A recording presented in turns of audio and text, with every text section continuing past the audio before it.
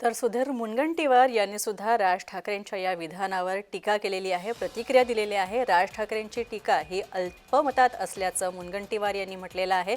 प्रयागराजमध्ये 66 कोटी भाविकांनी कुंभमेळ्यात गंगास्नान केलं, शाही स्नानाचा आनंद घेतला। मात्र राज ठाकरे यांची ही टीका त्यामुळेच अल्पमतात असल्याचं मुनगंटीवार यांनी म्हटलंय। राज ठाकरेंनी प्रयागराजमध्ये जे स्नान केलं त्या ह्याच्यावरती त्याच्या पाण्यावरती टीका केलेली आहे। बाळा नांदगावकर दाखला दिला की त्यांनी पाणी आणलं होतं आणि ते खराब काय कसं बघताय? नाही, काही नाही, नांदगावकर साहेबही त्यांचं ऐकत नाही या बाबतीत असं दिसतंय।